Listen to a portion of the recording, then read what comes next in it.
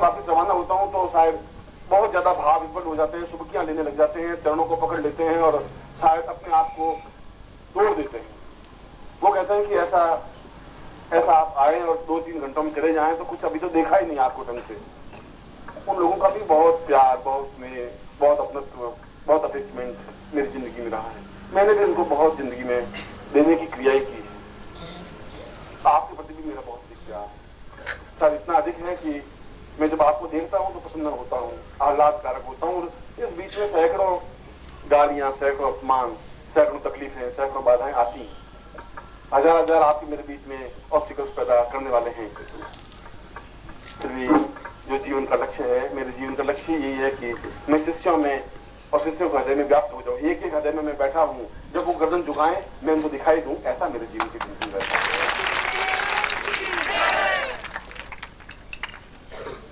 ये तो एक छोटा सा 8-9 दिन का 10 दिन का माध्यम है और इस बार आरक्षण की वजह से इतना अधिक लड़ाई झगड़े पूरे देश में व्याप्त हो रहे हैं, हिंसा इतनी अधिक व्याप्त हो रही है कि ऐसे भयानक वातावरण में जब लोग लड़के अपने आप को जलाने की कोशिश कर रहे हैं, जला देते हैं, अगर उसमें हम छोटी सी आध्यात्मिक किरण बिखेर दें तो बहुत बड़ी बात होगी।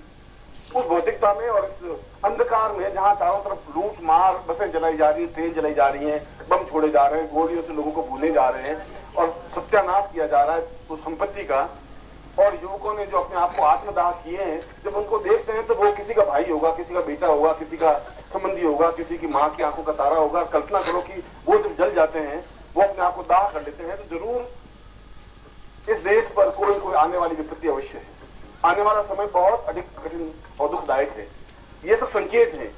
ये संकेत इस बात के है कि आने वाला समय भारतवर्ष का बहुत ज्यादा अच्छा नहीं है, अनुकूल नहीं है। जब नई पीढ़ी नया खून जलाने लग जाए अपने आप को, तब जिंदगी का और देश का भविष्य बहुत ज्यादा सुरक्षित नहीं रह सकता। और उनको देख करके, उनकी कहानियां, उनकी बातें सुन करके मन को बड़ा क्षोभ होता है कि उनके घर में अध्यात्म का वातावरण नहीं रहा, इसलिए ये सब कुछ हो रहा है। उन लड़कों में हिंसा की भावना इसलिए आ रही है कि उनके माँ बाप उस प्रकार का वातावरण दे नहीं पाए। एक भौतिक वातावरण तो जरूर दे पाए, एक उनको टेलीविजन और टेप रिकॉर्डर तो लाके दे सके, गाने तो लाके दे सके, टेलीविजन से उनको वो चित्र तो दिखा सके, मगर जो पूजा पाठ, एक चिंतन, एक विचार, एक धारणा, किसी के प्रति अपने आप को समर्पण करने की क्रिया, मैं किसी का हूं, प्रभु मेरे सामने है, ऐसा चिंतन दे नहीं पाए, इसलिए हिंसा का वातावरण। और ऐसे घनघोर हिंसा के वातावरण में हमने 9 दिन तक एक दिया जलाया है, हमने एक चेतना दी है, और यह चेतना आप अपने घर में जलाएं, तब जिंदगी का सार्थक होगा। साधक का मतलब ये नहीं कि आप साधक बने, साधक का मतलब है कि उन भौतिकमय व्यक्तियों को आप साधनात्मक ज्ञान चिंतन दें, और देने में बहुत गालियां आपको मिलेंगी। मैं तो आपको पहले ही कहता हूं, जब आप पड़ोसी को समझाएंगे तो पड़ोसी 5 गाली आपको देंगे, 10 गाली देंगे, और वे गाली आप खाएं। मैं कह रहा हूं आप उन गालियों को खाएं, खाने के बाद भी उनके हृदय में दीपक लगाएं तो उनके बच्चे जलेंगे नहीं, दीपक लगाएं तो उनका घर जलेगा नहीं। अगर दीपक लगाएं, गाली देने के बाद भी उनका जिंदगी बर्बाद, सत्यानाश नहीं हो पाएगी। ऐसा करना तो निरूपकों के प्रति भी हमारे कर्तव्य है, हमारे प्रति भी हमारा कर्तव्य है, जीवन के प्रति भी हमारा कर्तव्य है। हम केवल अपने लिए ही नहीं जी रहे हैं। ग्वालियर में आत्मदाह कर दिया, दिल्ली में आत्मदाह कर दिया, जयपुर में कल 4 लोगों ने आत्मदाह कर दिया। अपने आप को जलाना बहुत, उंगली जल जाती है तो कितनी वेदना, कितना दुख होता है। आप कल्पना करें उसकी माँ की क्या स्थिति रही होगी, मगर माँ की स्थिति इसलिए रही कि माँ ने कभी पूजन पाठ में ध्यान दिया नहीं। माँ ने ऐसा नहीं बताया कि तुम्हें चिंता करने की जरूरत नहीं, प्रभु है। उनका विश्वास संबल टूट गया, आधार टूट गया, उनको कोई मार्गदर्शक नहीं रहा, उनकी जिंदगी में कोई गुरु रहा नहीं तो पूछते क्या करना चाहिए, कैसा करना चाहिए। ऐसा जिंदगी में एक माहौल नहीं बन सका, उनके घर का वातावरण नहीं बन सका, एक छलमय वातावरण बन सका, झूठ बन सका, कपट बन सका, व्यभिचार बन सका, ऐसा बन सका। और मैंने कल भी आपको प्रवचन में परसों बात कही थी कि जब बुद्ध ने पहला प्रवचन दिया तो पेड़ पौधों को प्रवचन दिया। आदमी सुनने के लिए तैयार नहीं था, उस समय भी तैयार नहीं था, आज भी तैयार नहीं है। अच्छी बात कोई नहीं सुन सकता, मगर अच्छी बात के लिए जिंदा रहना और अच्छी बात के लिए जीवन को समर्पित करना जिंदगी है, वह पूर्णता है। पूर्णता यह नहीं है कि आप उस भक्ति जगदम्बा के दर्शन कर लें, पूर्णता यह है कि आप और 5-7-10 लोगों के हृदय में चेतना पैदा कर सकें। और करने के लिए अगर आप अपने 40 साल की उम्र में, 45 साल की उम्र में 5 व्यक्ति नहीं निकाल सकते आप कि जो आपका कहना माने और शिविर में चले जाए। 5 व्यक्ति भी आपके नहीं है। ये आपकी पराकाष्ठा, ये आपका चिंतन है कि कितने आपके परिचित बन सके, कितने आपके घनिष्ठ बन सके। जो आपकी आज्ञा पे ठंडा होने के लिए तैयार हो, है ही नहीं। इसलिए एक आपके अंदर एक संबल नहीं है, साहस नहीं है, क्रमणता नहीं है, चेतता नहीं है। और यदि मैंने पूरे भारतवर्ष में हजारों व्यक्तियों को तैयार किया है तो आपसे ज्यादा गालियां खाई होंगी, मैंने ज्यादा दुख देखे होंगे, ज्यादा भागदौड़ की होगी, शरीर को तिल जलाया होगा, तब इस प्रकार की स्थितियां बनी है कि वे एक इशारे पर मर मिटने के तैयार हैं, तब उनकी आंखों में आंसू बहते हैं, तब वो हृदय विफल होते हैं, तब वे आपके चरणों में निपटते हैं। क्योंकि मैंने देने की कोशिश की है, देने की कोशिश आपको भी करनी पड़ेगी। और मेरे साथ तो कोई है नहीं, मैं तो बिल्कुल अकेला उस धर्म क्षेत्र में युद्ध करता रहा हूं, जूझता रहा हूं। आज भी अगर देखा जाए तो 9 दिनों में मेरे चेहरे पर एक तनाव रहा, एक बहुत बड़ी एक वेदना सी रही।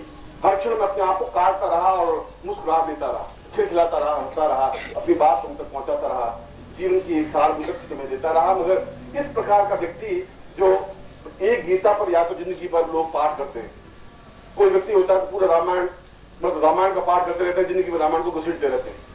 अब लोग महाराज है तो महाभारत को पढ़ लेंगे और कुछ अगर को जिंदगी भर घसीटते रहेंगे। मुरारी बापू है तो रामायण के अलावा कुछ बोल नहीं सकते। मगर एक व्यक्ति हजारों वेदों, पुराणों, उपनिषदों और शास्त्रों का उद्धरण दे, इतने बड़े ज्ञान और चेतना को पूरे अपने आप में संजो दे, ये मामूली बात नहीं होती। इससे हम पहचान सकते हैं कि स्थिति क्या है, चिंतन क्या है, कौन क्या है।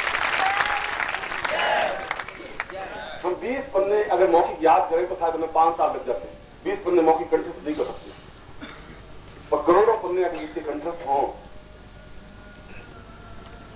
जिनके पास शास्त्रों का जहां उदाहरण देना होगा शास्त्र का उदाहरण दे सके, गीता का दे सके, या जितने उपनिषद है उनका उदाहरण दे सके, या वेदों का दे सके, तभी अगर आपकी आंख नहीं खुल सके, तभी आप नहीं पहचान सके, तभी आप अपने आप को श्रुति नहीं बना सके, तभी उनके चरणों का लाभ नहीं उठा सके, तभी आपकी व्यवस्थाएं और आपका स्वार्थ और आपका छल और आपका झूठ आपके मेरे बीच में एक कड़ियां डाल के बैठ जाए, तो इससे बड़ा दुर्भाग्य फिर आपकी जिंदगी में कुछ नहीं हो सकता। फिर जिंदगी का कोई मकसद नहीं रह पाएगा।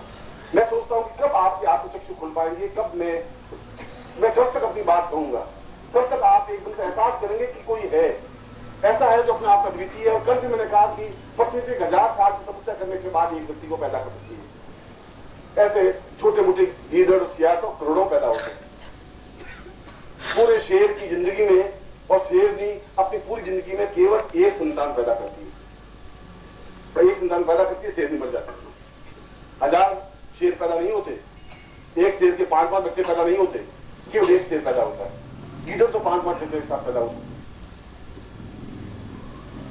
कभी आपको बहुत ठंडे दिमाग से सोचना चाहिए कि हमें जीवन की एक अपॉर्चुनिटी मिली है, जीवन का एक अवसर मिला है, एक मौका मिला है, हमें मिला है कि हम कहीं पास बैठ सके, हम मौका मिला है कि हम कुछ लाभ उठा सके, हम जीवन को अद्वितीयता प्राप्त कर सके। मैं तुम्हें कह रहा हूं कि मैं तो तुम्हें आध्यात्मिकता देना चाहता हूं, उसके साथ साथ पूर्ण भौतिकता भी देना चाहता हूं, मगर आप मेरे बन तो सके, आप मेरे सीने के पास तो आ सके, आप मेरे हृदय में बैठ तो सके, आप भुजाओं से मुझे भर तो सके, आप मेरे चरणों में लिपट तो सके, कुछ ऐसा तो करें जो मैं आपको अपना कह सकूं, ऐसी तो बात हो सके। और ऐसा हो सकेगा तो जिंदगी में आपकी कमी रह ही नहीं सकती, संभव भी नहीं है।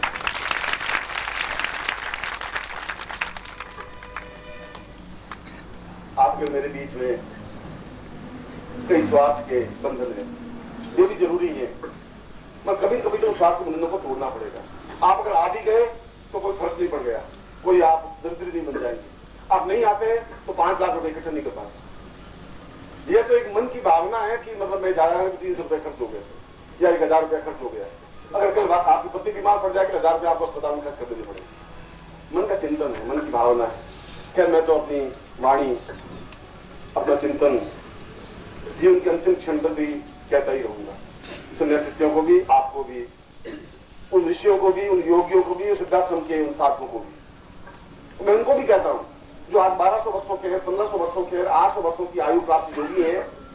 मैं उनको भी कहता हूं तुम बेकार हो, तुम्हारी जिंदगी का कोई मकसद नहीं है, तुम्हारी जिंदगी का कोई ध्येय है ही नहीं। तुम क्या जिंदगी में तुम क्या कर सकते हो जो संघर्ष नहीं कर सकता, जो तुम्हारा ज्ञान, तुम्हारी सुगंध, तुम्हारा सौरभ अगर ग्रस्त शिष्य को नहीं प्राप्त हो सकता तो यहाँ उस सिद्धाश्रम में गुफा में बैठने से क्या फायदा होगा। तुम्हें 1200 साल की आयु की क्या हुआ उससे, शांति 500 साल की आयु ले लेता है। उनको बहुत मिलाप होती है, बहुत गुस्सा होता है, बहुत मन में एक छटपटाहट होती है कि ऐसा कहा। ये हकीकत ऐसा है, तुम्हारा ज्ञान कोई लाभ नहीं है, जो ज्ञान दूसरों को बांट नहीं सके उस ज्ञान का मकसद नहीं है। वो कहते हैं कि बहुत गृहस्थ घटिया है, लोग हैं, ऐसा है, गालियां देंगे, लेकिन तुमको दे ही रहे। आप लेने की क्षमता होनी चाहिए, वे दें आपने, फिर भी आप अपनी चीज देते रहे। इसलिए मैंने 21 अप्रैल को अपने बर्थडे पर, जन्मदिन पर मैंने एक बात कही थी। मैंने ये बात कही थी कि मेरा परिचय ज्योतिषी के रूप में नहीं हो सकता, मेरा परिचय कोई पत्रिका का संपादक के रूप में नहीं हो सकता। ज्योतिष पर भी काम किया है, वैदिक विधि पर काम किया है, आयुर्वेद पर भी काम किया है, मंत्रों पर भी किया है, तंत्र पर भी किया है, योग पर भी किया है, दर्शन पर भी किया है, मीमांसा पर भी किया है, नए उपनिषदों की रचना भी की है और उपनिषदों के सारभूत को भी ग्रहण किया है। ये सब कुछ मैंने अब लिखा है, गजल भी गाई है, गजल भी लिखी है, कविता भी लिखी है, शेर शायरी भी की है, लिखी है। और तुमसे मैं ज्यादा हारमोनियम अच्छा बजा सकता हूँ, तुमसे ज्यादा अच्छा गा सकता हूँ, तुमसे ज्यादा अच्छा नाच सकता हूँ। ये सब कुछ करने के बाद भी मैंने उनको ये कहा था उस दिन की इन शब्दों से, इन चीजों से मेरा परिचय नहीं मिल सकता। मैं तो सही अर्थों में एक विद्रोही व्यक्तित्व हूँ। जहाँ पाखंड होगा, जहाँ छल होगा, जहाँ झूठ होगा, जहाँ भाव होगा, जहाँ कपट होगा, मैं प्रहार नहीं करूंगा और करता हूँ और बहुत तेजी के साथ करता हूँ। और ओंकारेश्वर गया तो मैं अपने पड़ोस में बोल रहा था कि ये पंडित बैठे हुए मंदिर में, इन पंडितों को कोई ज्ञान नहीं है, इनको मंत्र नहीं आते, ये जो वेद का सही ढंग से उच्चारण नहीं कर पाते, वे बहुत सुन रहे थे। और कहा भी आपको माइक से तो नहीं बोलना चाहिए था, सब आपने जिंदगी बर्बाद कर दी हमारी, तो आपको ऐसा नहीं करना चाहिए था, लेकिन मुझे ऐसा जरूर करना चाहिए था। अगर मैं ही नहीं करूंगा तो कोई कौन करेगा? आपको आता ही नहीं है, आप मंत्र का उच्चारण नहीं कर सकते, आप केवल रिपीट कर सकते हैं। जब काशी में गया तो काशी के पंडितों का मैंने कहा तुम्हें जो शास्त्रार्थ करना है तो फिर आइए, जो आपको जूझना है आपको बिल्कुल आता नहीं। और वे काशी के 10, 15, 20 पंडित इकट्ठे होकर के आए और उनका कि आप शास्त्रार्थ करिए। तो शास्त्रार्थ को तैयार, शास्त्रार्थ तो आप मुझसे करिए, क्या करना है आपको, जिस विषय पर बोलना मैं तो तैयार हूँ। आप आयुर्वेद पर, मीमांसा पर, उपनिषद पर, वेद पर, ऋग्वेद पर, जहां जो कुछ बोलना चाहे आप बोलिए, मैं जवाब दूं और मैं आपसे शास्त्रार्थ करूँ। और काशी में जो भी जाए बस एक बात पूंछ पकड़ी हुई, शास्त्रार्थ करना। इससे पहले के सन्यासी जीवन में भी गया था मैं, क्योंकि पहली बार काशी तो मैं कम से कम 50 बार गया हूँ। और पहले भी उन पंडितों ने जहां मंच से मैं बोल रहा था, मैंने कहा ये सब पंडित पाखंडी हैं, इसलिए पाखंडी है इनको ढोंगे। ये एक आटे की गाय बना देते हैं, आटे की गाय को पूंछ पकड़ा देते हैं, चल बच्चे तू अपने वेतन निपात कर लेगा, और 5 रुपए में गाय से वेतन निपात करवा देते हैं। और आटे की गाय से वेतन निपात हो जाएगी तब तो फिर मैं घर में 2 किलो आटे का गाय बना दूंगा तो जल्दी से पहुंच जाएगा। तो आटे की गाय से वेतन नहीं कैसे पार होगी? उन लोगों को ठगने से, उन लोगों को मूर्ख बनाने से क्या फायदा होगा? और इसका परिणाम ये होगा कि मंच पर लठित आए, 15-20 लाख मेरे खोपड़ी मार करके बहुत पसंद हो गई, चलो इस सन्यासी को मार उठाया और नदी में फेंक दिया।